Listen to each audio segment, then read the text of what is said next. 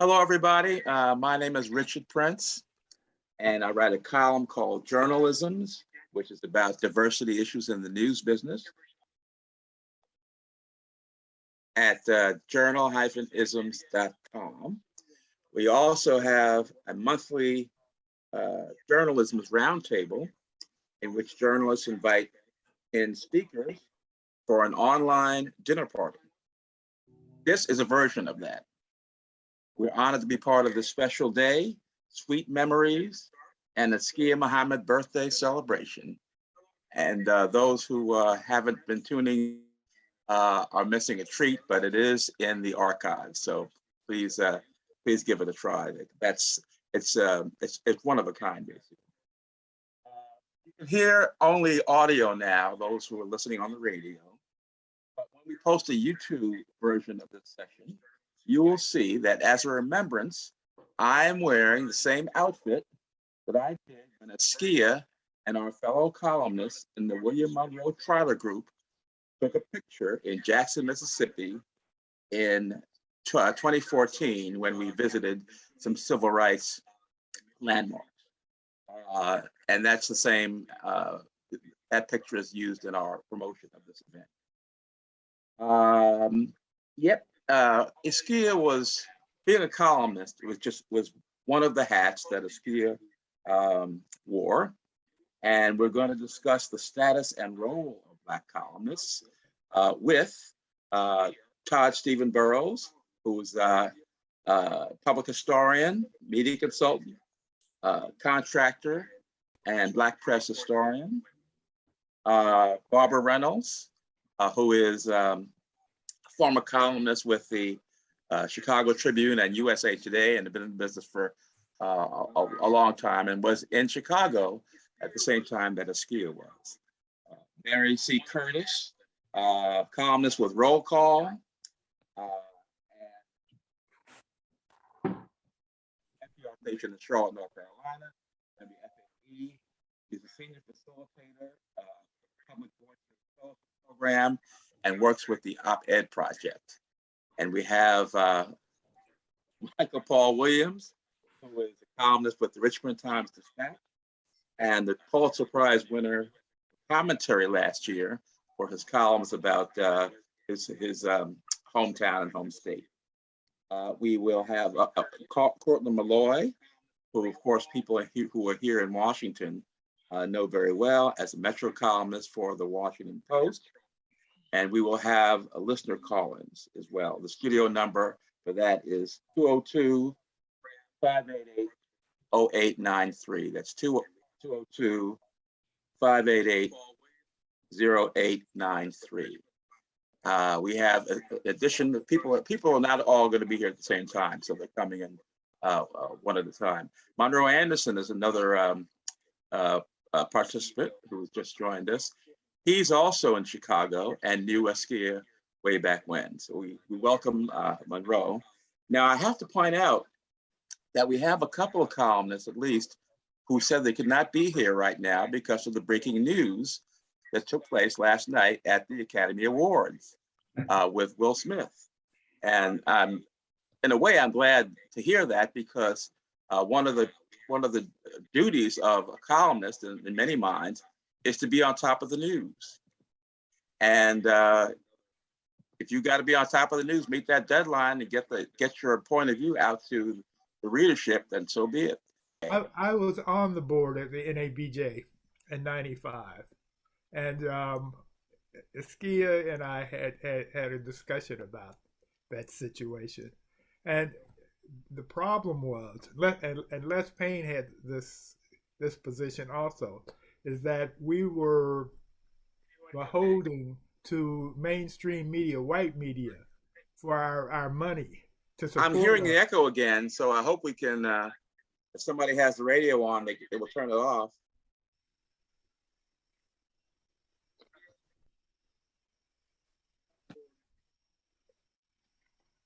Anyway, the problem for the NABJ back then was that the organization was getting buku bucks from the white media, and so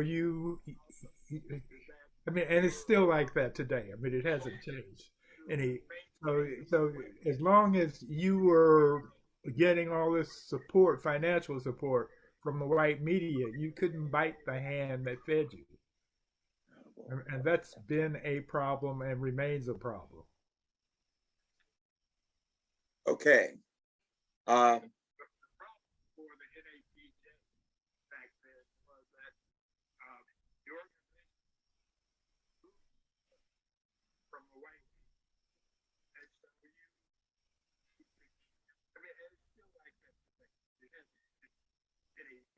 And okay, and what I'll do now, I'll go into financial support from the white media. You couldn't bite the hand that fed you.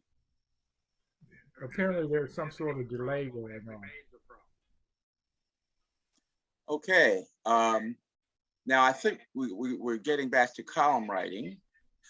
Okay. All right. And did Barbara have her hand up earlier about? Yes. Can we hear? I can't hear you. Well, what would not be the question? And I know the question was, do you think Askia would be writing about this issue at the Oscars? Is it important? And do you have an opinion that you think would differ from what Askia might say? Can I sort of skip that really and go into some ways that I knew him? Because I'm always feel strange about saying what somebody would say. It's something I don't really get into. But if I have a minute, can I just talk about a little bit about what Askia meant to me? It's okay, I guess I can. What I wanted to say that I was with the Chicago Tribune and I was covering mostly Black news at the same time he was. And the Black Muslims, that was great big news in Chicago. And at that time, being a Baptist Pentecostal person, I had no idea what a Muslim was. And okay. I would go to Elijah Muhammad's meetings. That sounds fine. Yeah. And at Elijah Muhammad's meeting, I had known that one Black man, I forget his name, he was a reporter, and he got beat up because he talked bad about Elijah Muhammad. So I always said, now, let me stick close to me, because, and he was such a gentleman. We were both there, I think, when Cassius Clay came in, and when he was changing to be Muhammad Ali. And we would hang around at the Salam restaurant. And so he sort of brought the Black Muslims into the realm of thinking that this is something that's important, because he wrote about it and he thought it was important. And at that time, we were just trying to do things that seemed strange. Now, it was trying to convince at the Tribune that the Congressional Black Caucus that was starting was worth covering. So we were like just trying to make the news that we thought was important into the what you call the mainstream press, because we covered the Black Panthers, we covered the Black Blackistone Nation. We were there when Operation Breadbasket became Operation Push. And we were just there looking at things that I used to say, wow, you can get your stuff in, but I'm gonna have to go to the Tribune and get my head beat up to even try to introduce some of these things. So I just wanted to make people know that for those of us that did not know, and I think some people were very prejudiced about the Muslims, the Muslims and the Black Muslims was a whole nother thing to be prejudicial about. But his way of informing, his calmness helped us, and I say us, Blacks too, understand this religion and the great news that continued to flow out of it that we wouldn't have covered if he hadn't been a part of it. Now, what he would say, what I would say, in a way, I'm so happy when somebody stands up and defends a Black woman, you know, after seeing what Judge Jackson had to go through. I was just sorry that it was two Black men fighting. I was sorry about that. And I'm sorry because of the violence. I think I would have said he should have waited until this was over, because, you know, we're following newspapers and media for pulling away from King Richard, which was a delightful, wonderful movie that every ethnic group person alive should see. And we're following them. Why would they cover? That's the nature of the news. If there's a fight, you're going to cover it. And that's what Will Smith should have talked about it. Do I want this moment to be about me or this picture, which is wonderful?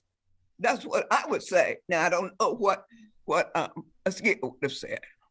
Okay, Richard, I imagine that Askia would take the position that happened in the last episode of Bel Air, Will Smith's series, where the main character is named Will Smith, where you had his Uncle Phil and the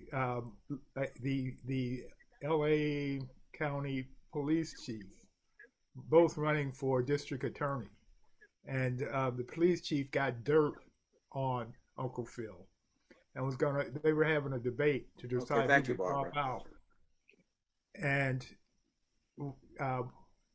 what the character Jeffrey says to him is that if you guys go up there with this, what they're going to see is I missed that. Oh yeah, two Black men fighting in public. And so what Uncle Phil ended up doing was dropping out of the race. What I saw, and I think what Askia would have written about, was this whole concept of one Black man attacking another in public physically. Yeah.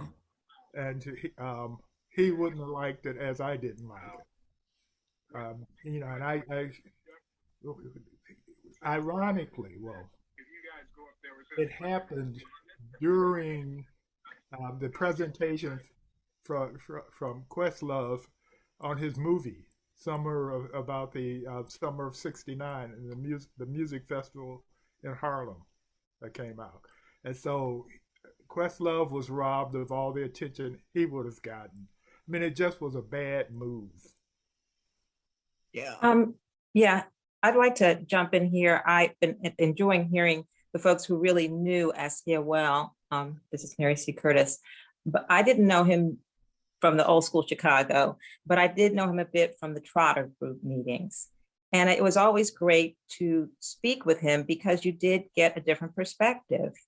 And I think that speaks a lot to the role of Black columnists. He would question assumptions. He was unapologetic.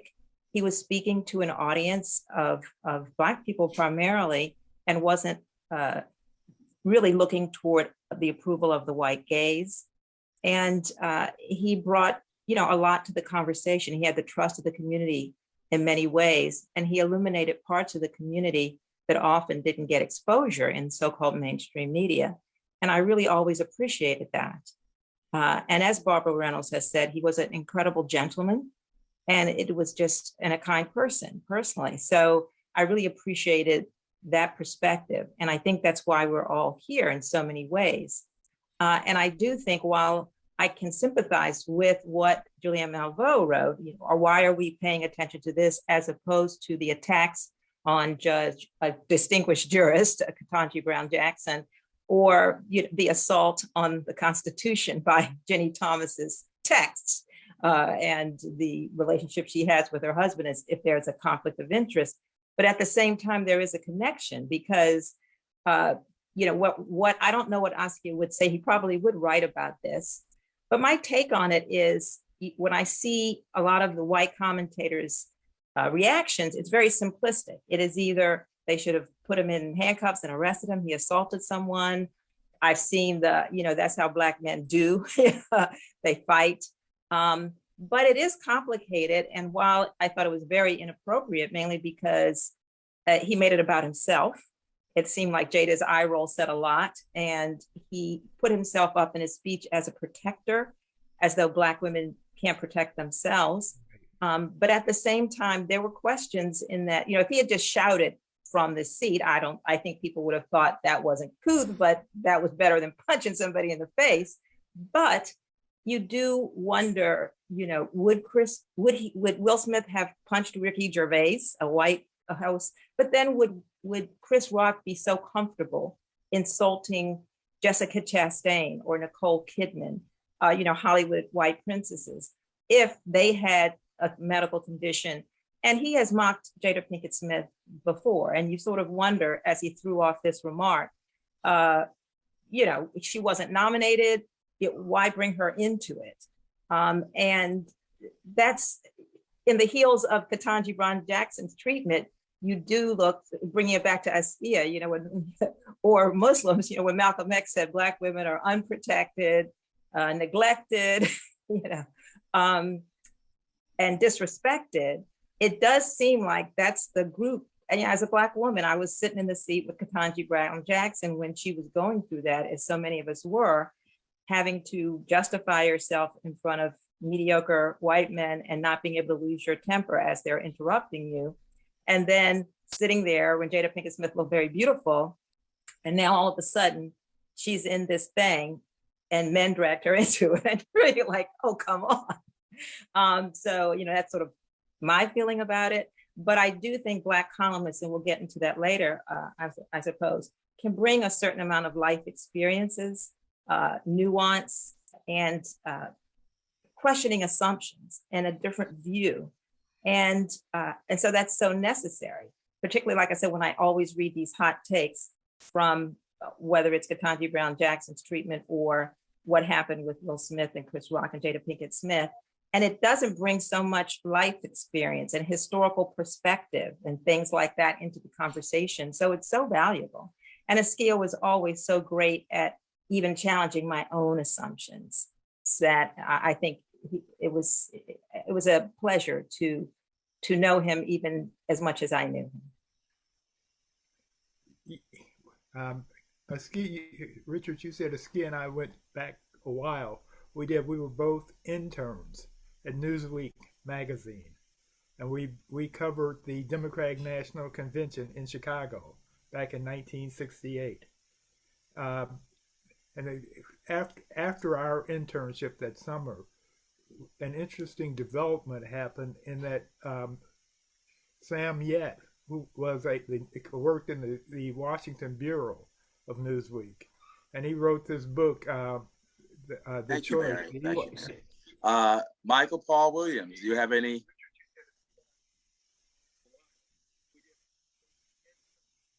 Okay, I'm not being heard. I'm talking to myself. I heard you, but okay. Anyway, I will finish, and maybe, Barbara, if you heard me, that's good enough for me. Okay. Thank you. Okay. Sam Yet had written this book, The Choice: The Issue of Survival in Black America, where the book's point of view was that we were becoming unnecessary to white people. And Newsweek got upset and they fired Sam Yet. And at that time, Askia was Charles Moreland. And there was me, and there was a guy named Marty something, I can't remember his last name, another Black intern. Newsweek got Marty. Askia and I had nothing to do with it, would have nothing to do with it. But Newsweek got Marty to testify against Sam Yet, and basically say that he was a troublemaker and etc., and which justified their firing him. As we know, Askia not only didn't agree with that, but he went completely to the Black side on that. I ended up eventually at the Tribune with Barbara, and we had our own battles there. I wrote my first column at the Tribune from 83 to 85. I had an op-ed page column. Actually, I replaced Vernon Jarrett, who left the Tribune and went across the street to the Sun-Times because the Tribune treated him badly. But in those early days, there were many battles for the first wave of Black journalists in mainstream media. It was so bad, if I can interject this, since we're talking about Black columnists, things were so bad that I actually co-founded a magazine called Dollars and Cents, because coming into the paper, I would be hanging out with Black lawyers, with John H. Johnson, who had been my boss, and I'd look at the business page and they never had him in there. And I said, wait a minute, this man took $500 from his mother's furniture, and he started a company that's now worth millions. Why don't they ever see him? And so being a young journalist, it just appalled me that what I saw Black politicians, I saw Black lawyers, I saw Black family people doing well. But unless really it was a violent situation, a murder or something, it was very hard to get the stories in. So at that point, I think Monroe and I and others, we weren't opinion columnists, I speak to myself, at that point, but just trying to get a point of view in by convincing our editors that these issues that we saw was important.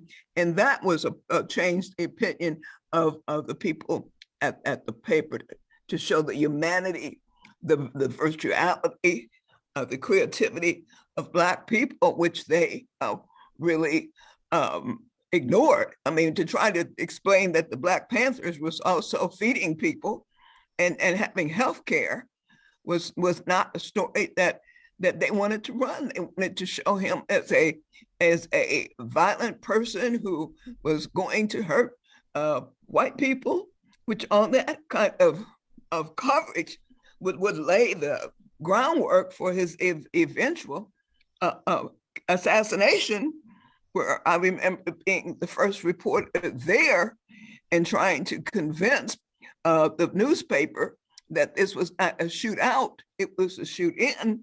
And the only reason I knew that because my boyfriend was a policeman at the time. But the fight, Monroe, it was to make them understand that what we saw was important. Yeah, it was to get that narrative, what we saw, because it was like two different worlds. You read the paper, you say, where are we? Yeah, so that's one reason why the final call. And we mentioned Ethel Payne. Well, she was my mentor as well as we had the same mentor. Yeah. And if I could jump in here, that's why Askia's stuff for Soundprint was so important, where he did these documentaries for NPR about his life, like The Education of Charles 67X, Scenes from a Black Barbershop. He was all about narrative, and he was all about Black narrative. And so he, as was said in the previous hour, he was able to balance both the mainstream and the alternative, but always with Black people as the focus and that narrative as the focus. And so it took the opening of the mainstream media, I think, to get to a point where they could deal with Askia Muhammad doing that.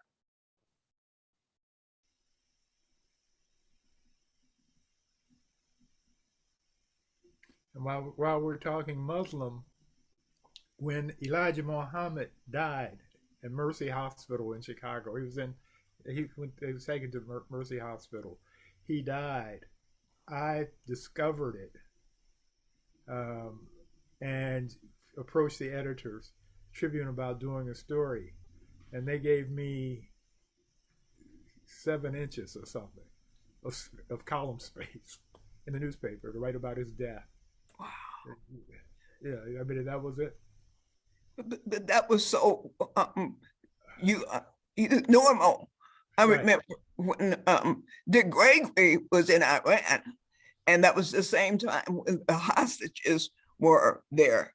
they had been taken, Americans had been taken hostage by the Iranian revolutionary group. And there was this big look of who can go and talk to the Ayatollah. Now, Gregory was calling me from Iran, and he was explaining that he had gone and talked to the Ayatollah, and he had talked about the hostages. I say, wow, this is big, big time, great. I'm the only one who got it. So they put it in the newspaper. I said, this is so wonderful. And then by the next edition, that same day, it was out. And I remember being so outraged that I even called the publisher of the paper at his home and said, what happened to this story? And they said, I just don't think it's important. I mean, he's the only one talking to, the Ayatollah at a time that they were holding these Americans in hostage. But what it was, they wanted someone white to have that issue. They wanted somebody that they didn't want Gregory to be a hero of the hour. But these kinds of things are things that we, Monroe and Furniture, those that were there, we had to push. And because I just talk for me, because I pushed and pushed and pushed, I soon was just pushed out, because you can only stand up so long in a company whose values are not like yours, because you become a threat and they don't want to hear you because they don't want to change. That was then, and I hope things are different, but I'm picking up from different reporters now that there are some similar issues now, even now. Yeah, and things have gotten better. I hope so. They got better over the years. I've written columns I wrote for an op-ed page column for the Tribune, as I said, from 83 to 85. I wrote a column in the Chicago Sun-Times and from 2005 to 2007. I've written columns. I wrote a column for the Chicago Defender for 18 months. All these places are 18 months. For some reason, that's my magic. Okay, I'd like to hear from Michael now and Cortland about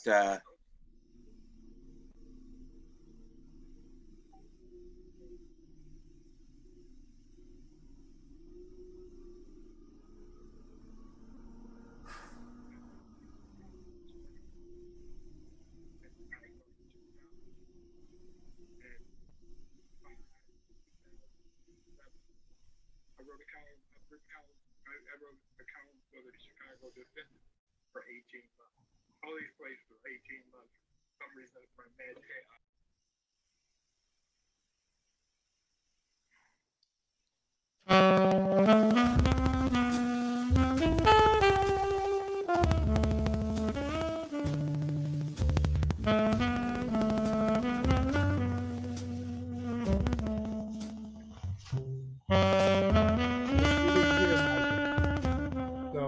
Radio stations playing music again.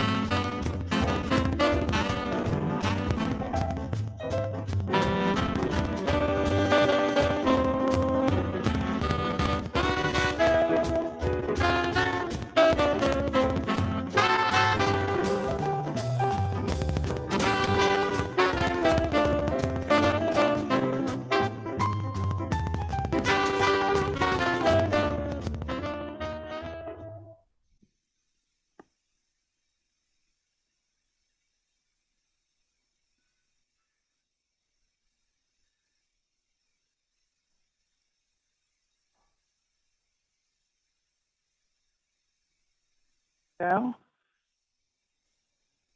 Okay, can everyone hear me now?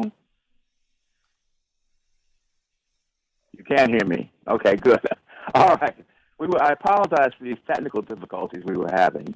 I did want to go to Michael Paul Williams and Cortland Malloy to see what they made of the discussion here about the importance of Black columnists, whether it makes a difference, and whether things have changed over the years.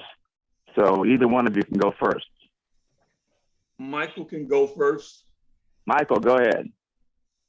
Well, I wish I had $1 for every email I've gotten over the 30 years or so that I've been writing columns from people who, in so many words, they said they didn't have a clue.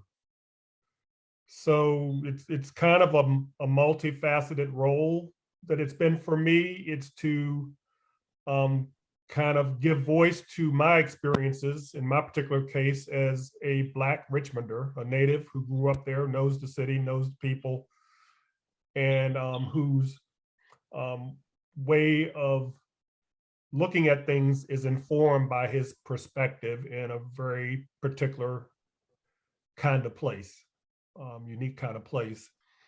But also as kind of someone, and this gets tricky and sometimes irritating, but just someone who's educating people who frankly will acknowledge they don't know stuff. It just kind of comes with the territory as a journalist. I'm not averse to educating people on what they should know about the experiences of their fellow citizens. It gets old. They should take on some of that on their own, but that's kind of, it's essential. I mean, in a paper like mine that had so few people of color on staff, those perspectives were absent from the newspaper. So to the extent that we have informed the wider community about what's up, I think that's a good thing. I hear you. Cortland. Well, let me say to Michael, congratulations on your prize, my man. That was great. Thank you, Cortland. And also, I hear the same things, well, roughly the same things. People don't say they didn't have a clue. They say, I don't have a clue. So, Well, I get that too. That's part of it. It's, I was enjoying listening to the stories from Monroe and Barbara and Todd about Askia.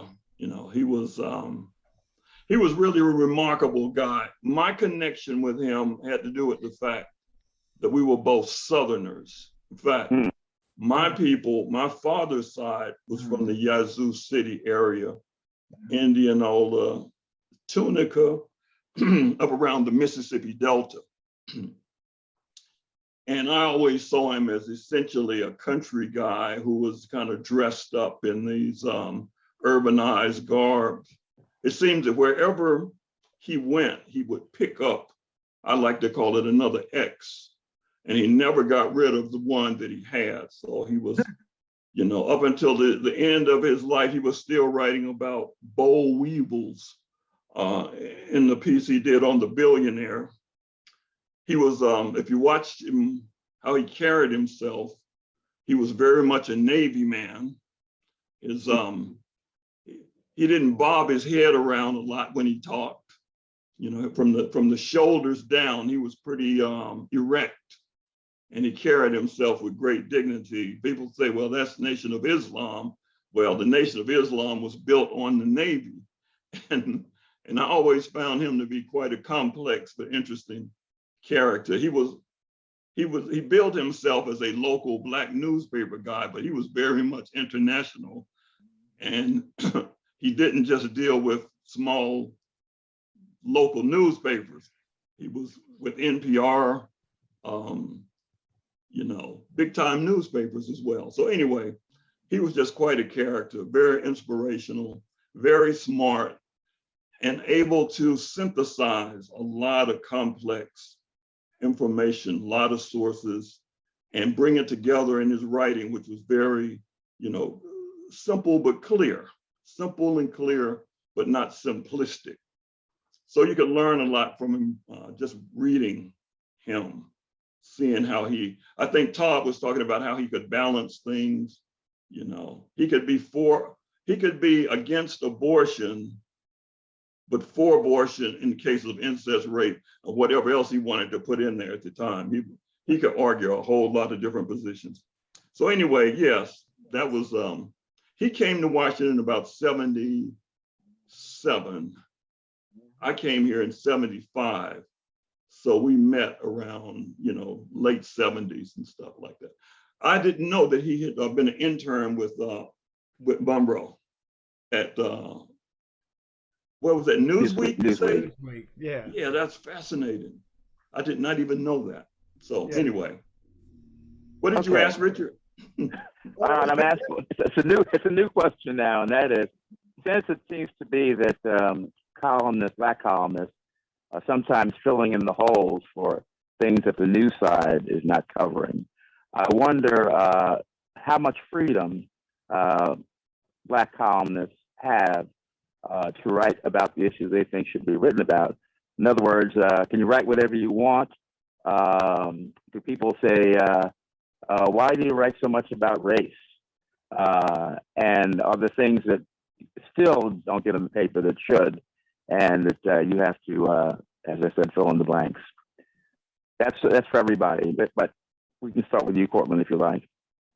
Oh, I just finished, but the answer is, and not to be curt or even cute about it, but I don't need to write everything that comes to my mind. I just don't. The things that come to my mind aren't always suitable for publication. So and if your broader question is about whether you're being censored, I don't know. I mean, there's this tension when you're writing something for your basic reading level for the public is a roughly 8th grade. It's probably dropped down, you know. So when you're dealing with that as a consumer, there's only certain, you know, you're not going to put everything in a newspaper. There are other outlets for other things, if you will. But I don't find that if there is a restriction on what I do, it's probably more to do with my needing to raise my game to get it in the paper.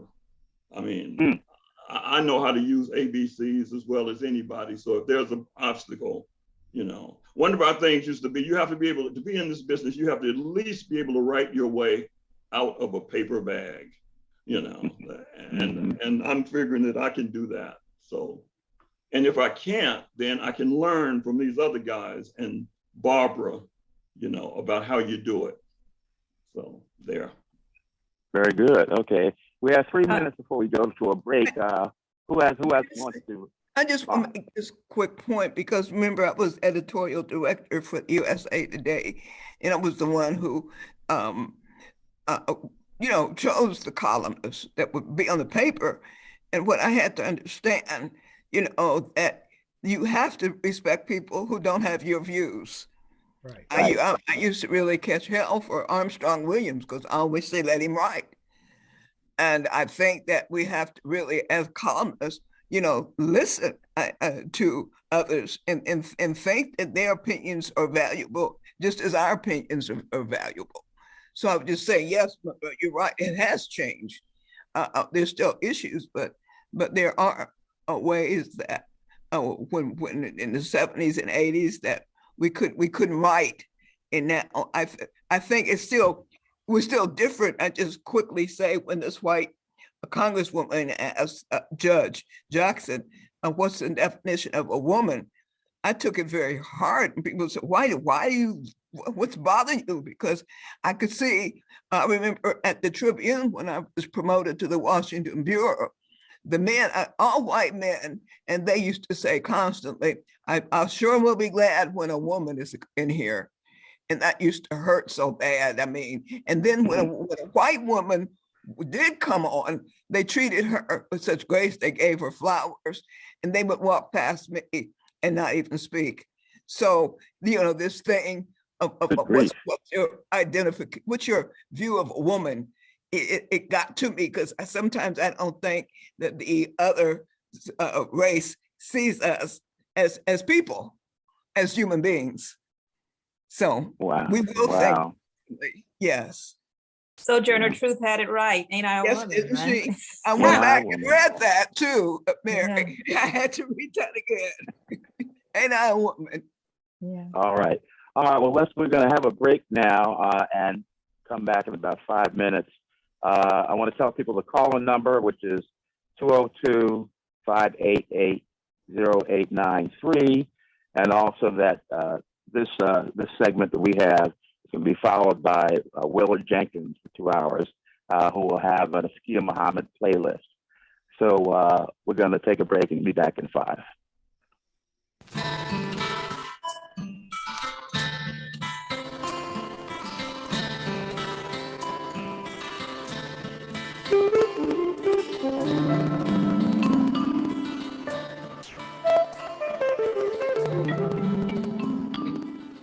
You're listening to Sweet Memories, an Askia Muhammad birthday celebration. I'm Amara Evering. Throughout the day, we'll be bringing you the insightful commentaries that Askia brought to Pacifica's airwaves. We bring you now a commentary that Askia did in July of 2019 during the Trump era. Throughout Donald Trump's presidency, he'd often call his opponents unpatriotic and un-American, while regarding himself as the ultimate example of what an American is. But through the lens of many Black people in this country, this questioning of who's really American is nothing new. Askia talks about this reality in his commentary. Am I an American? Well, let me frame the question this way. Am I American enough? I can count back at least 7 generations of my forebearers born in Mississippi, including an ancestor who fought for his own freedom and for the preservation of the Union with the U.S. colored troops in the Civil War. Is that American enough? Donald J. Trump's mother is an immigrant. Both his father's parents were immigrants. 2 of Trump's 3 wives are immigrants. How American is that? Me, I attended U.S. Naval Officer Candidate School. I served for 6 years in the Navy Reserve, receiving an honorable discharge as a petty officer 3rd class in 1969. Same year that Donald was diagnosed with fake bone spurs. He got a military medical exemption and never served a day in uniform. Which one of us is American enough? Now, I'll tell you, though, if being an American means having to swallow all that swill that comes out of the mouths of Trump and Mitch McConnell or even Chuck Schumer, then you can count me out.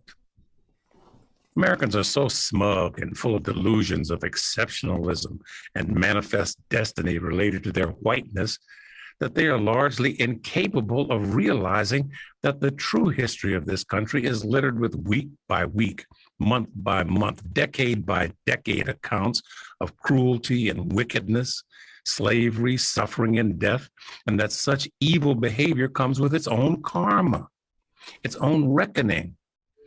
And since I've clearly been a recipient of American race hate rather than the benefits of the white empire, then now that the payback is coming due, don't look at me and say, all hands on deck.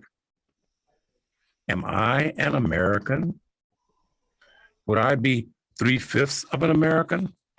Am I a Dred Scott American with no rights a white man is bound to respect? Am I a separate but equal American? Am I a Trayvon Martin American, or maybe an Eric Garner American? No, I'm a David Walker American, a Nat Turner American, a Noble Drew Ali American, a Paul Robeson American, a Malcolm X American, a Jeremiah Wright American, a Colin Kaepernick American, an Ilhan Omar American. No compromise, no sellout. Wow. Excuse me, buddy, but Excuse me, lady, but you fooling, ain't you? Where can I be? This ain't America, is it? Oh, Lord, where can I be? This ain't America, is it? No, this ain't America. You can't fool me.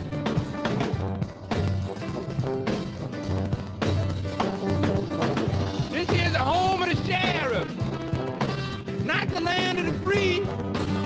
In America, folks don't run through the streets, blood streaming from where they've been beat. And the parks are for the people. And the cops.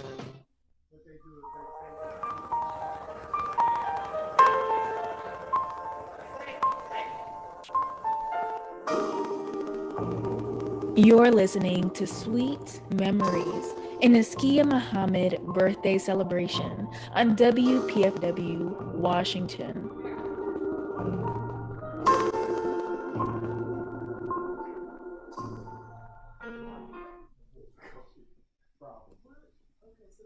I'll send you an email with the information on it.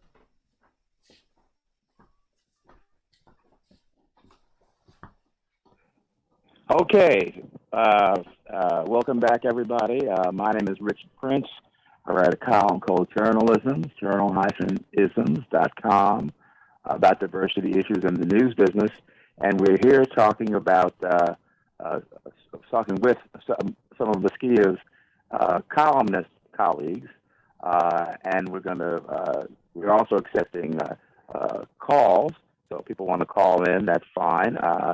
The number is 202-588-0893, 202-588-0893. We're back now. I want to talk some more about the readers, because columnists do have an audience. And I wonder how much readers influence the work that we do. Do we, for example, respond to reader suggestions? Do we write? How much do we write with the reader in mind? I guess that's a good way to put it. Even if the reader is only at Cortland at an 8th grade level.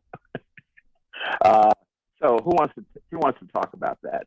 What role and what should readers know about columnists? That's the other thing that I'd like to discuss. Who wants to go first on that one?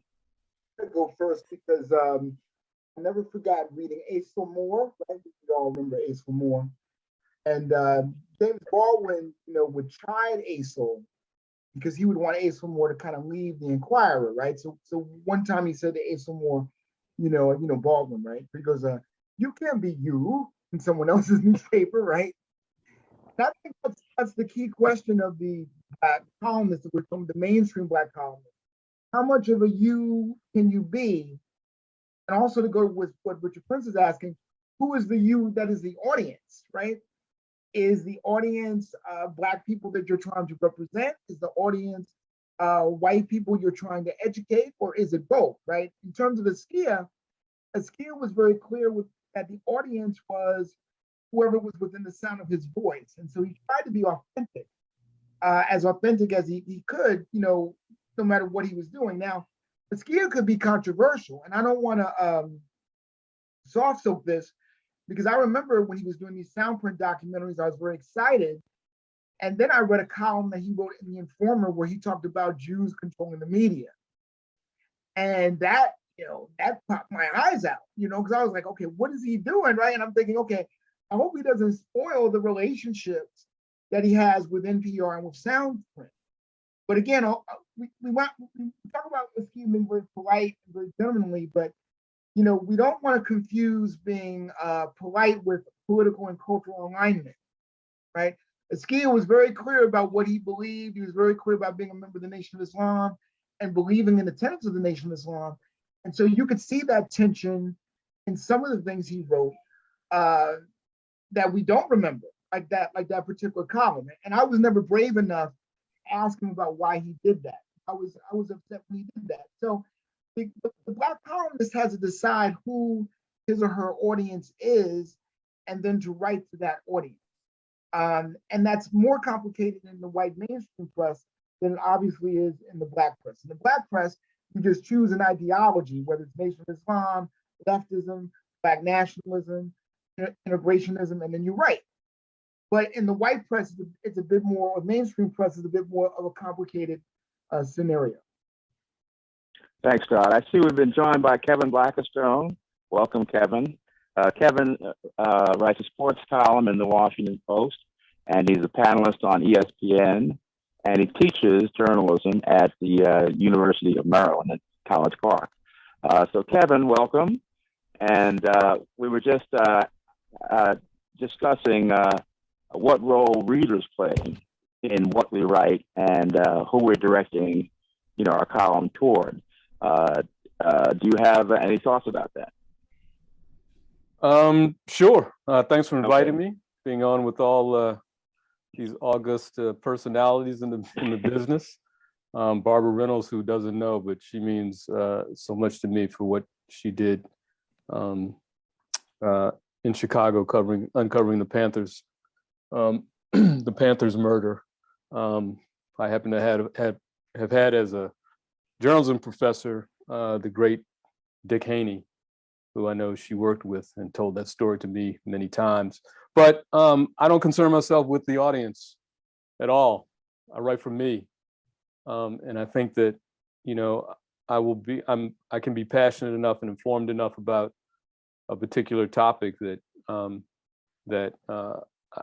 I don't stick my finger in the air to figure out which way the wind is blowing. I try to blow the wind myself.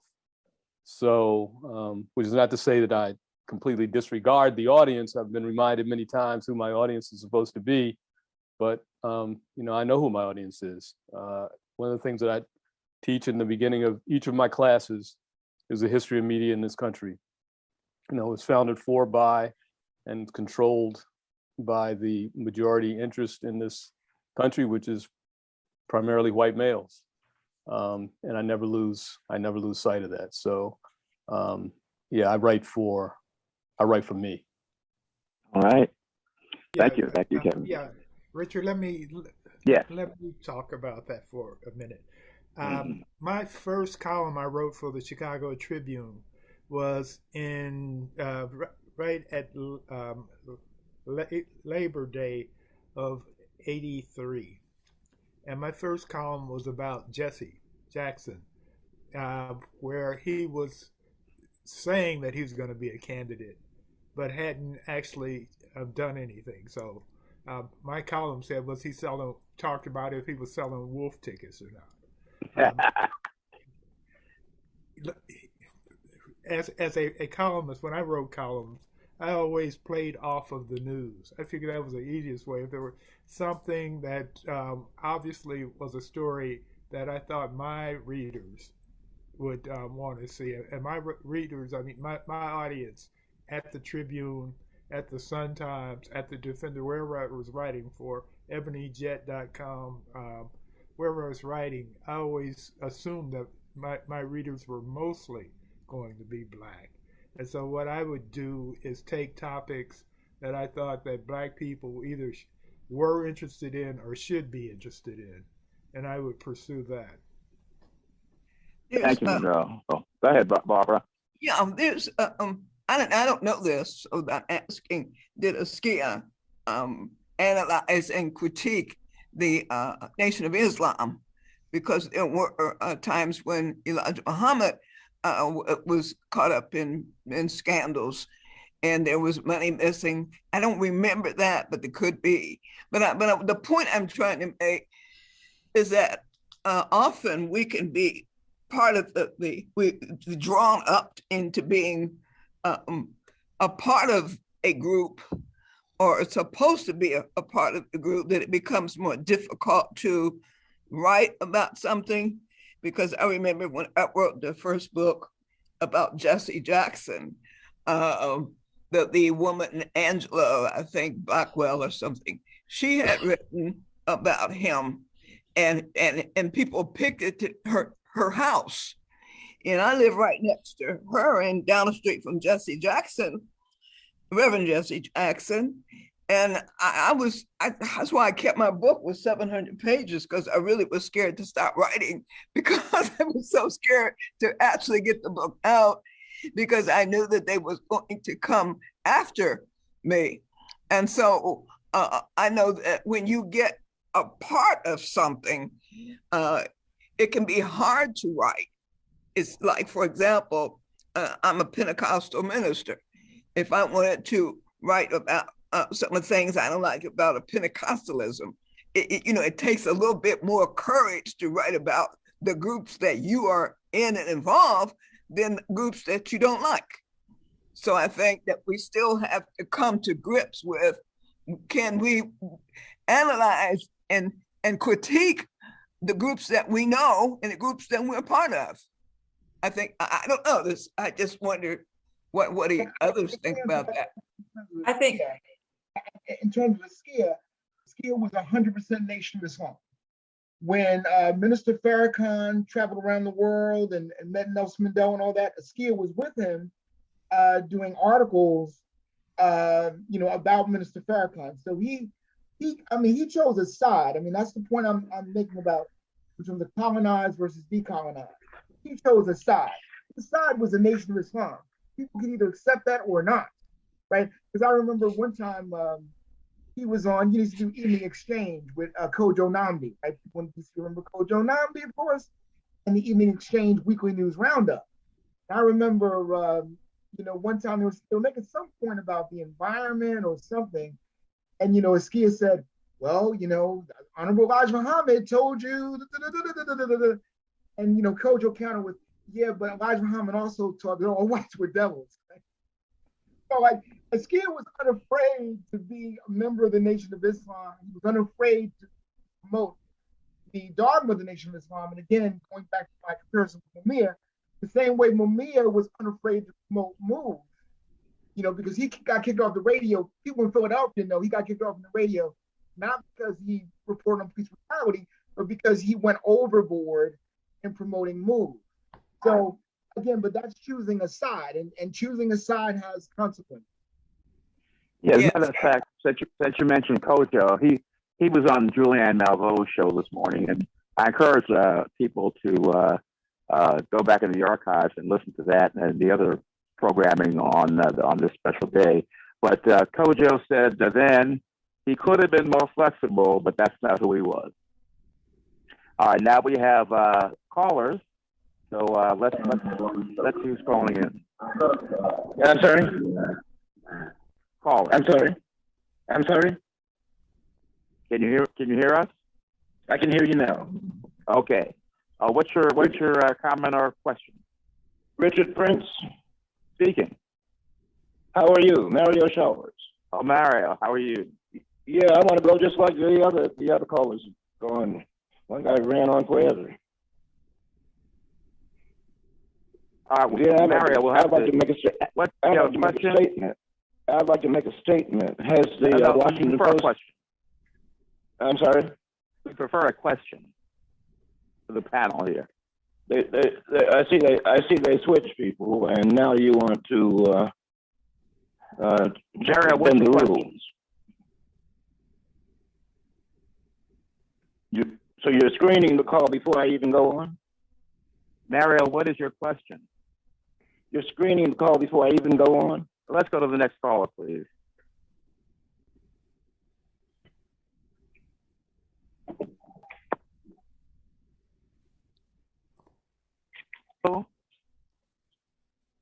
Hello, caller?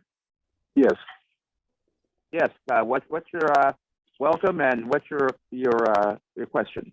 Happy birthday, Brother Askia Muhammad. Hello, Richard. This is Edward Sargent. Hello, Corlin. Oh, hey, Sargent. Others. Good to hear everybody. It's a great program. I don't want to take a lot of time. I just want to say, growing up in Washington, D.C., I'm 63, they say. That's what my birth certificate says. I don't own that number, but I've been here all my life. And I think it was mosque number 4, right off New Jersey Avenue. I used to attend that mosque just as an interested person. It was quite easy growing up in Chocolate City at that time to be influenced by Black intelligentsia, Black liberation thought, and of course the Nation of Islam. And Elijah Muhammad had a newspaper, of course, called Muhammad Speaks. And I used to read Askia's name on his columns, and I just had so much respect for him. Then I grew up, he's always been a hero to me. But my comment is this. I think you all have just mentioned his religious affiliation. To tell you the truth, in all candor, I didn't think Askia took the Nation of Islam seriously. Why? Because there was so much information that led, I thought, level-headed people to understand what Muhammad's son said. The religion was made up. It was like Scientology. And so I just thought it was interesting that Askia Muhammad was totally vested and invested in that religion. I just want to know if anybody else felt that same impulse to look at Askia as a journalist, as someone who was a truth seeker and a truth teller. How does you juxtapose someone who's a leading journalist, a leading intelligent man in America? How can you hold on to something that even the founder's son says is a fake religion? Okay, so thank you, Ed. Ed is a journalist himself, and has the Washington Post in his background, as well as working with authors more recently. Who wants to answer that question? If anyone. Okay, thank you, Ed. Ed. I can't hear anybody saying anything. It's a good question. I can't answer, but I think it is a very good question. Well, I mean, I don't want to repeat myself here, but again, when you choose the decolonized path, right? I mean, having a religion that is not accepted by the mainstream is kind of part of that. Again, talk about Mumia and Move, and Richard and Askia and the Nation of Islam. Askia chose a religion in which Black people were at the center of it, and love for Black people and commitment to Black people was at the center of it. So he was a proud member of the Final Call. He was a proud member of Muhammad Speaks, but he was also a proud member of the Trotter Group and a proud member of the Washington Press Corps. That double consciousness, if we're going to use Du Bois, that double consciousness was always within him. So here's somebody with the Nation of Islam, for instance, who goes into Pacifica Radio. There are all sorts of people, right? LGBT people, white Jewish people, right? And he gets along with all of these people. So he has a complexity within him that allows him to communicate. But again, as I want to stress, I think people should not confuse his personality with political and cultural alignment. And I think that's what confuses people about Askia, like the caller. I wasn't confused. I understood it. He is a race man. So if WPFW is a race station, then he's going to join that. And that means he's going to get along with everybody because we're all on the same page in terms of who our enemies are. Again, when you think decolonizing, you think about us and our enemies. And so if everybody's in one group, our enemies are in another group, then we're all on this side. And that's Askia and PFW. But yes, he had a religion and he was very serious about it. That brings me to another question that was on the list here. Is there a danger that columnists can become too predictable? And if so, how would that be addressed? Anyone want to answer that one? Yes, Mary. Well, yeah, your readers are going to say that, as people have talked about. I think Kevin was talking about being true to yourself, your opinions, and also I think all of us write reported commentary. Our columns aren't just things that we think up, off the top of our heads, like in our basements, and then write a screed. We do a lot of reporting, interviewing. We look at life experience. We use historical perspective, and so many other things. So I do think, of course, when you have, as some folks say, you'll get some readers who'll comment and say, "Oh, I didn't know that. You taught me this," and then others will say, why do you write about something all the time? You're very predictable. I knew what you were going to say. I always like to say, people sometimes say to me, is race all you think about? And I was like, is being Black all you think about? I never think about being Black until I'm reminded of it. The thing is, I'm reminded of it all the time by everybody, by circumstance, by news, by, I think it was hard to look at the, Supreme Court hearings without saying, yes, it's front and center, and she didn't put it there. Soft on crime, you're sympathetic to pornographers, you're not qualified. And so, I think it's true. As long as you act with integrity, you come to your opinions by a variety of reasons and ways. And I don't ever apologize for seeing things through a certain lens, because certainly white columnists don't do that at all. And there's certain things that sometimes it's revelatory when I contributed to a book covering politics in the age of Trump with 24 political writers. And when I did some events with some of the folks there, I was doing an event with 2 white reporters who were saying, everybody was surprised that Trump did so well. And I found his candor refreshing. And then I had to come in and say, well, not everybody was surprised. A lot of Black and brown journalists in particular and columnists realized that after 8 years of an African-American president, there was a receptive audience for his rhetoric. And as far as finding his candor refreshing, I was at those same rallies as all of you were. And when he was telling people to hit protesters in the face, that was pretty threatening. And so I do think it's falling into a trap by getting too stuck when someone says, oh, you're predictable, this is what you write about, because we have to be true to our profession and our feelings. And that's what they pay us to be as columnists. Yeah, right. As a columnist, you have to also have a voice. This is my opinion, that you have to have a writing style, a voice that sounds like you. You write about what's in the news or what you think is important, but you have to have a style. For example, you can hear Aretha singing and you might not even know the song, but that's Aretha just because she has a voice. I think as a writer that you should strive to have that same thing. And the people that read you look forward to that. I don't think they're going to be bored. I don't think they're bored about it. Yeah, I think that predictable thing. I've never heard that asked of white columnists. Are you being too predictable? I think that's kind of a code for why don't you think like I think for a change, and to hell with that. And people they come to us for that predictability. Each columnist has a voice, as Monroe says. You have a personality, you have a value system. And if they think you're going to be someone other than who you are, they're deluding themselves. That's what they come for. Whether they come to hate on you or come to agree with you, that's why they're there. Right. So, okay, if I'm predictable in that way, well, so be it. But that's our brand, to get all corporate. I mean, that's what we do. Here. Okay. Kevin, do you have? We are. Right. No good. Kevin, did you want to weigh in on this? Kevin Blackistone. Oh yeah, I was just in agreement. I mean, we've all been through this. When I started writing a sports column at the Dallas Morning News in, 1990, 1991, whenever Nelson Mandela's tour was over, which Kevin Merritt and I traded off on covering. The sports editor called me in a couple of times and said, why are you always writing this black stuff?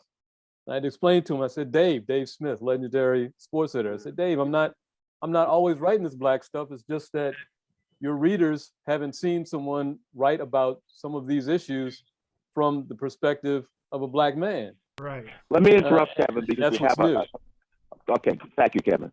We have Askia's daughter on the line and waiting to say something. So let's go to her. Hi. Hello. Hi. How you doing? My name is Nadira. Askia is my dad. Yes, I just wanted to say how amazing it's been to hear so many different voices reflect on Askia's life. And I think the thing that has resonated for me a lot today is how much he has quoted and has come up during today's programming, the idea of Du Bois and that two warring souls kind of thing. I think it feels to me like his complexity was constantly being stretched and evolving, even though like one of the panelists said that he's chosen a side, and he's clear about that there's a thread throughout his writing that shows a clear identity and perspective and a love for and commitment to Black people and to the nation.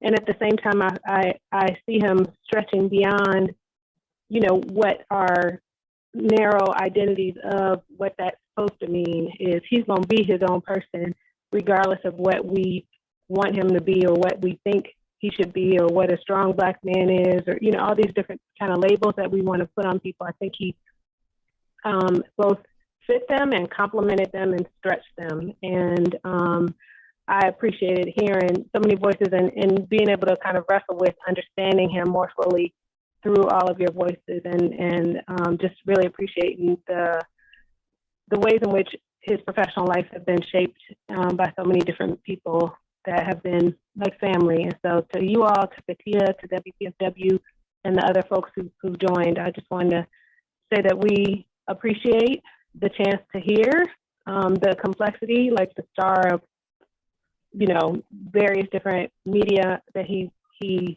experienced, and the ways in which each of the people who've shared have been impacted by it, and especially the Morning QB team. I think they've been wonderful to hear. So thank you. Thank you for calling in. That's great, Pat. And beautiful, as Todd Burroughs just said. Are there other callers as well, lady?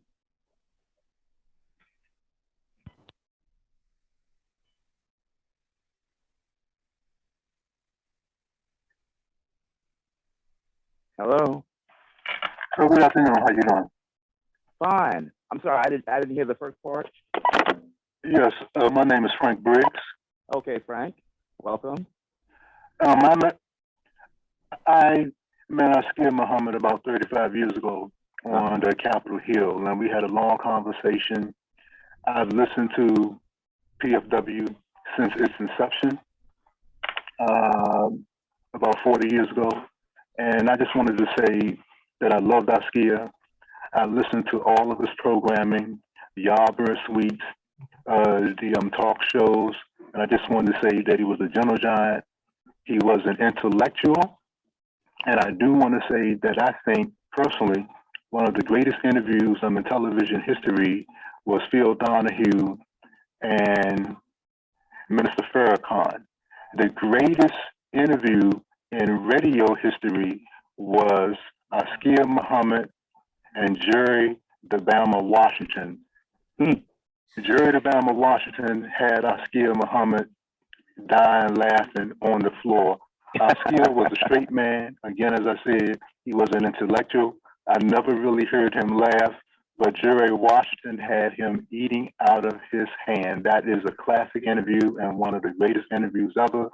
Askia, the intellectual, and Jerry Washington, the storyteller with the southern drawl. That was classic WPFW radio. And I just want to say that Askia Muhammad is in heaven because the 40th day is tomorrow. I just learned this morning on Katia's Stitch show that he had passed, and I was saddened. But waiting at the gates for Askia to come in will be my teacher, Dr. Jesse McDade Bay, Jimmy Gray, Black Fire, Nat Turner, and Jerry DeBama Washington, amongst others that people have already named. I just wanted to say that I loved Askia, but if you've never heard that interview with him and Jerry DeBama Washington, it is a classic. That's great. Thank you, Frank. In fact, I'm sure that the management will be digging that up even as we speak. Yes, because Jerry Washington was like Columbo, and you know how Columbo is, right? He pretends not to know anything and pretends that he's a fool, but Jerry Washington again had Askia eating out of his hand and dying laughing. I've never heard Askia so animated and about ready to fall on the floor in dead cockroach position laughing at Jerry Washington. That is a classic interview. And I actually have that interview somewhere in my archives. All right. Very good. Thank you, Frank. Thank you very much. Take care. And I love Askia and I miss him. And this world will be left without Askia Muhammad. He was a Black intellectual. He was a beacon of light for all Black men and Black people in America. Thank you very much. Frank. I think we have another caller. Hello, caller. Yeah. Yes, you're on the air. Oh, hello. Hello. This is Deborah Anderson calling, and I just wanted to say a few words about Askia. I met him, I guess, a little about 40 years ago while working in New York for what was then Cap Cities. And I used to see him regularly, especially during that time when I was in broadcasting.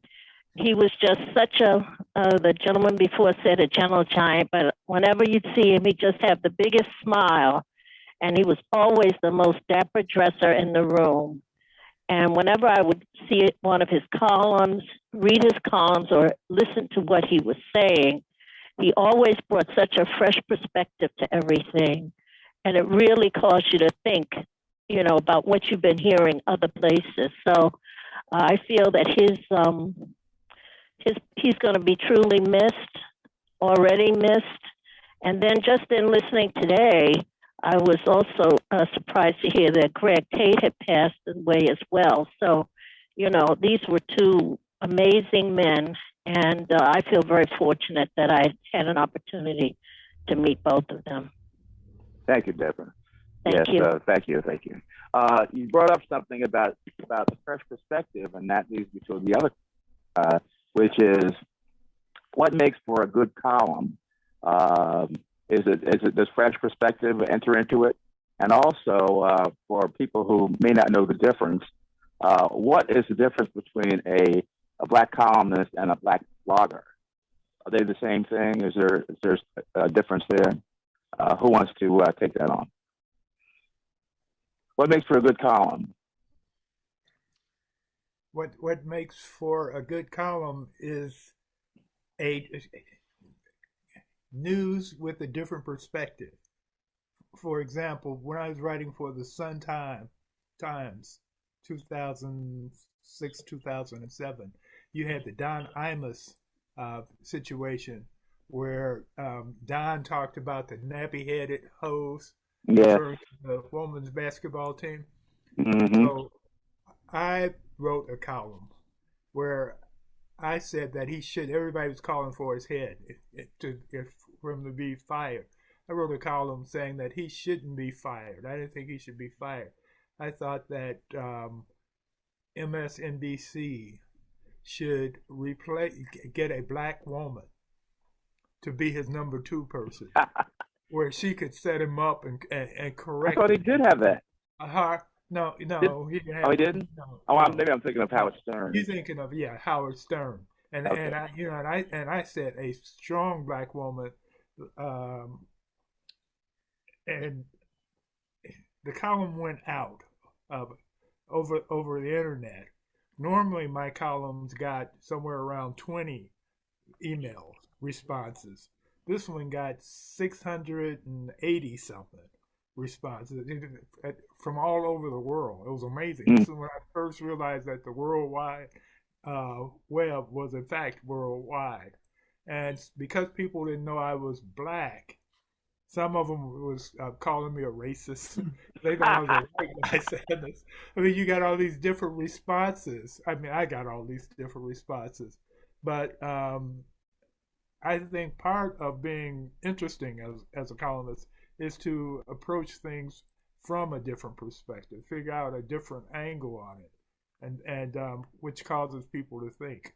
And in fact, what's happened since then, while they did not get a morning, Joe Scarborough actually replaced Imus, and he didn't get a black woman. He got a liberal white woman, who he later married to be his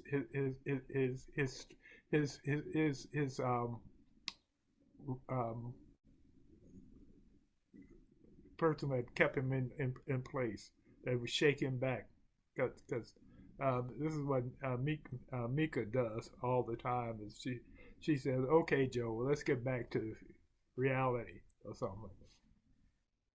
Okay, thank you, Martin. Anybody else? Oh, Kevin, your hand is up. Yeah, sure. For me, it's passion, right? It's something that wakes me up at 4 or 5 o'clock in the morning, makes me go sit down at the keyboard and start writing. If I'm, if the worst ideas generally come from editors, because right, and that's not a knock against editors. I mean, I have great editors and have had great editors, but really, it's something that moves me. And when I read other people, other columns, I can tell whether it's something that moves them in their commentary. And and I'll point out Todd and his work around Black Panther, right? That was a unique perspective, something that he's passionate about. You wouldn't know that he's passionate about cartoons, right? Cartoon characters, Marvel book characters. But he had a really fresh and passionate take on Black Panther that I really didn't read or see or sense anywhere else. So for me, it's really passion, something that just it just gets in me, and I have to say something about it. Here. Okay. I agree with Kevin there. I agree that the whole you keep thinking about it in the middle of the night thing, and also it's just the way of looking at things. I write about politics, culture, and race, and so do a million other people who do it very well. So I'm not going to just ape what someone else says, but it is a perspective of how to look at things. And if I can have that aha, okay, kind of slide it in. And sometimes I do use, as I say, history a lot and my personal perspective of things and my personal experience. And, when I do Askia, he had such a global perspective that I thought he made global connections in ways that often many Black columnists and Black journalists, folks want them to stay in a domestic lane without realizing the international connections. And he was so good at doing that. So yeah, I read people I admire, but I do try to come up with that thing that makes me you can't put it down. And things that people aren't writing about, which is how I'm going to come up with my column this week. But I won't tell anyone because I don't want anybody to steal it. But and it's funny that I bring up, as I say, I grew up in West Baltimore, and so many people have such a stereotyped, preconceived notion of what that means. And so you can get people off balance by sometimes just coming at things sideways when they expect that someone with your experience sees it a certain way. So, it's not hard when a former president says that where you grew up was a dysfunctional hellhole where no human was fit to live. You can kind of take off. Right. Exactly. Well, I'll answer. Oh, okay. Michael, you got your hand up. Yeah, I started writing columns because I needed a healthy legal conduit for my rage. And so like Mary said, I mean, just something that keeps you up at night. I mean, after watching the Oscars, I didn't sleep very well.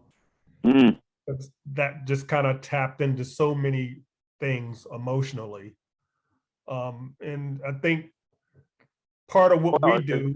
Expand on that, please. Well, the specter of two Black men going at it like that was triggering for me. I'll be honest. I live in a town that has forever had a horrible homicide problem.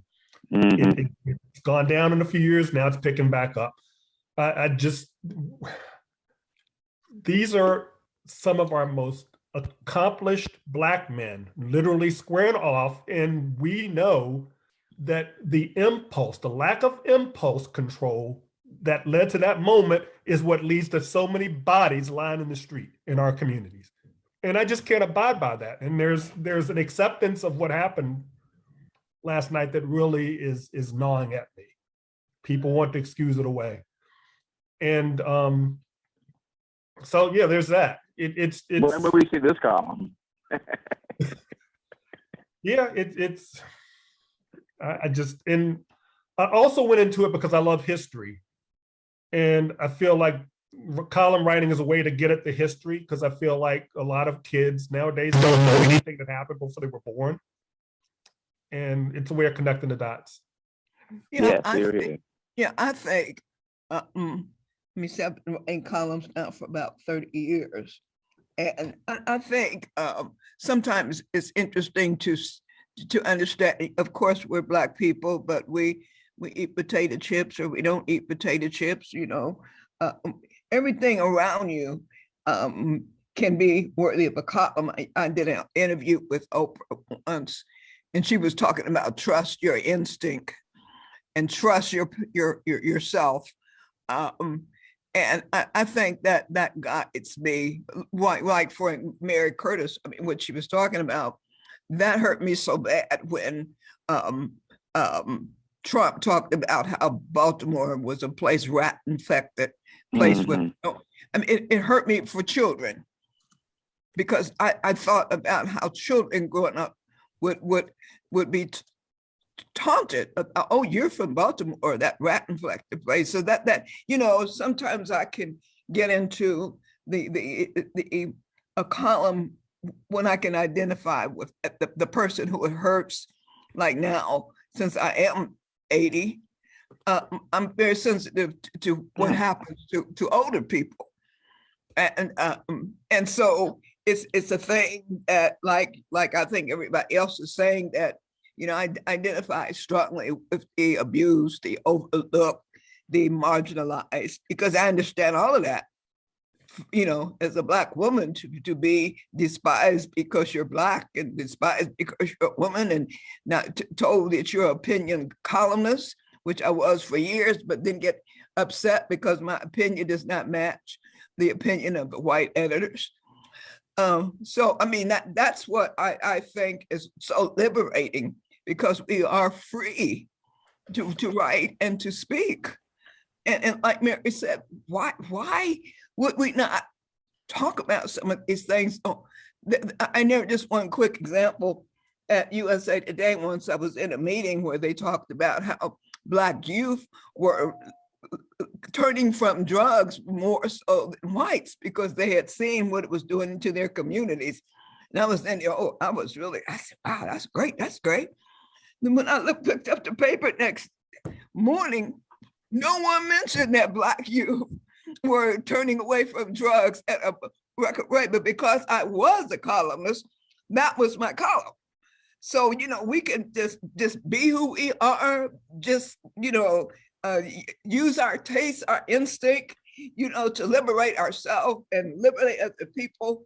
And I think that's wonderful that we have the honor to be like Askia and other people, Ethel Payne, and some of the great Ida B. Wells, some of the great journalists that come before us. We're really liberators, at least we should be. You know, it's not bad being the outsider. It just isn't. And sometimes I do think, as Barbara put it so well, is if you feel liberated, you're not part of the club, and that makes it better. I remember when Ronald Reagan died and all these very glowing columns were being written. And I wrote a column that was respectful, but talked about how he insinuated that Martin Luther King Jr. could have been a communist when he signed it. And he, you know, made his bones talking about welfare queens and bucks buying steaks with money. And I just made a few comments, and it was funny because I was at Knight Ridder at the time, and my column was national, filed through Washington, and Leonard Pitts was there filing his. He looked and he said, "Mary, I read your column," and I thought, wow, that's pretty brave. I think I'm gonna, you know, write a critical column about Ronald Reagan. And I said, well, it's good and bad news. I'm happy for the inspiration, but I don't want you to write a better column than mine. But the point being was, I don't worry about not getting invited to the club, the in places, the parties, the things, because in one sense, I will always be an outsider. And as Barbara said, that is not really a bad place to be when you're writing columns. Right. Here, here, here, here. I'll answer my own question about the difference between Black bloggers and Black columnists. And the difference is that, to me, journalism training. People don't understand a lot of times that, you know, we have been trained to be journalists. There are rules and other covenants that we do abide by. And that was brought home to me when we were covering, during the 2008 Democratic Convention, when I was put in the room for bloggers. And as points were made that people agreed with, there was a big cheer from and I was cringing because journalists aren't supposed to be like that. You know? They're not supposed to be cheering everything that they agree with and booing things that they don't. So those are conventions that we're taught to abide by. We check our facts. We don't just go off on tangent. A lot of things go into that. So for readers, I would just say, please be very careful about who you read and how you evaluate what you're reading, because some people have credentials and reasons and backup to what they're saying, and other people don't. So go ahead. No, there was a time, I don't know where this fits, but at the Chicago Tribune, it was very difficult. If you might remember, Leonida McClain actually did commit suicide during that period, and there was a couple more. And I was very dejected and depressed. And a woman came in to see me. She had beautiful white hair, very dignified. And she says, I want you, and she happened to be the daughter of Ida B. Wells. Oh. And this now was in the 70s. And she said, you know, we know what you're going through, because I also was very much a part of the community. And she said, if you just do your job and do it well, one of these days, you're going to look around and there will be thousands of young Black men and women in journalism doing the job that my daughter did. I always think that we do our job and do an excellent job, and we will pass our passion on to others. And that's why Askia Muhammad's legacy will not stop, because he left us with a duty and a responsibility to pass what we have, our liberation theology, all of it on, because there will be many thousands that will come behind us. I want to those comments that you guys make, because I think they're excellent. I use, my criteria that I use is, do you have a reputation to gain or lose? I'm reading a writer. And columnists have reputations to lose. Right. Even decolonized columnists like Askia, right? There were certain things that Askia did not care about. He did not care about that he was affiliated with Minister Farrakhan, and that people, when they criticized PFW, for instance, would always point out, well, some guys always playing Farrakhan, you know, and that might have been Askia, it might have been somebody else, right? So there were certain things that Askia did not care about the mainstream, but what he did care about was excellent writing, excellent reporting. I mean, I remember seeing him, we've all seen him on Capitol Hill, right? He comes in on the bicycle, he pulls out his tape recorder, he gets the sound, and he goes, right? We've all seen that.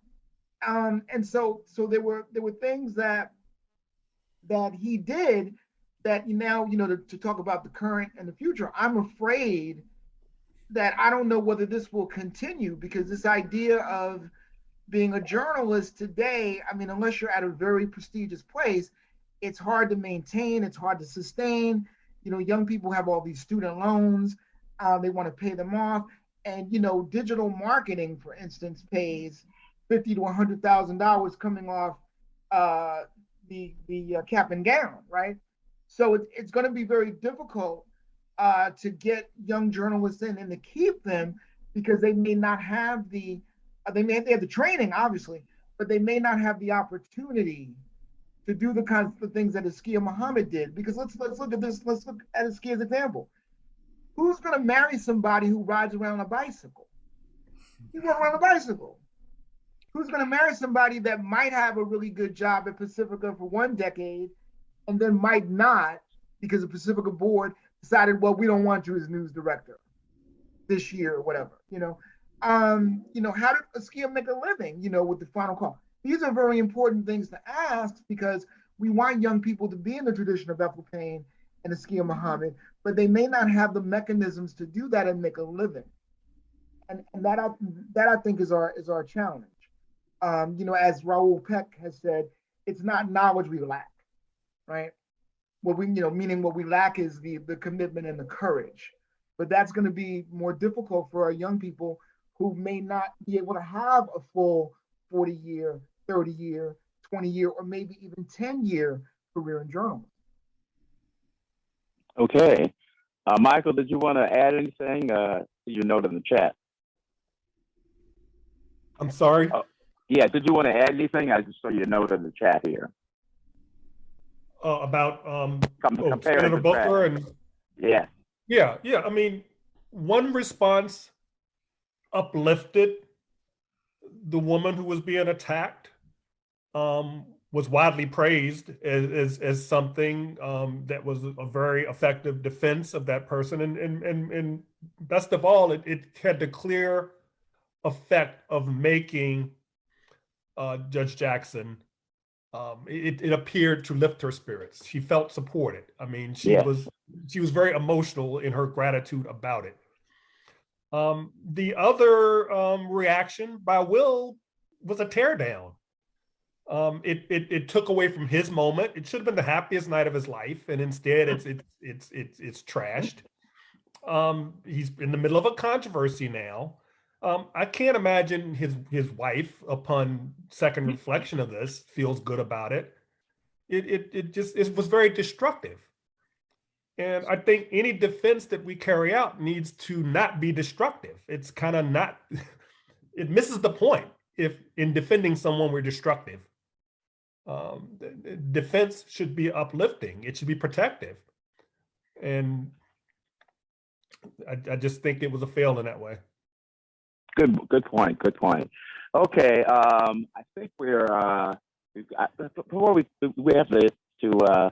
about 4 minutes. So if there's any final thoughts, otherwise I'll just, since we mentioned the Crowder Group earlier, I'll just read this from Les Payne, who was one of the founders, late Les Payne, who was a manager at Newsday and wrote a column there. At the Crowder Group's first session in 1992, he said, "I think we have to be mindful of being too much influenced by white columnists, editors, and even and even the iPad. Even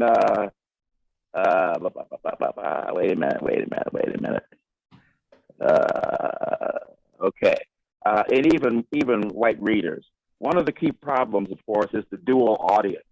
If we talked about that, many, if not all of us, write for a predominantly white readership. As such, we write for a dominant society that has a different set of assumptions, a different orientation, and are likely to draw different conclusions from the same set of facts. In the 1989 election in New York, for example, liberal white columnists like Jack Newfield were bragging about how white New Yorkers had matured to the point where 30% of them would vote for David Dinkins, an experienced Black Democratic candidate for mayor. Black commentators looking at the same results pointed out that in a city where Democrats outnumbered Republicans 8-1, 70% of the white voters cast their ballot for an inexperienced white Republican, Rudolph Giuliani, who had never held an elected office. As Black columnists, we need to construct, define, analyze, and most of all, dedicate our voices, mixed and diverse as they are, as instruments for change, racial fairness, and empowerment. So I think that's something that we could, a lot of us agree with, and certainly Askia would. So with that being said, I want to thank everybody for this enlightening discussion. Kevin Blackistone says, "Write the truth and duck," is quoting Les Payne. So anyway, can I just add that I didn't know Askia, and hearing all of your stories, I feel a genuine sense of loss. You sound like I really would have loved to have known better. Here. Okay. All right. Well, we're going to continue this. We have 24 hours on our topic here of what's this? Sweet Memories. Sweet Memories, an Askia Muhammad birthday celebration. And following us will be Willard Jenkins, who will have 2 hours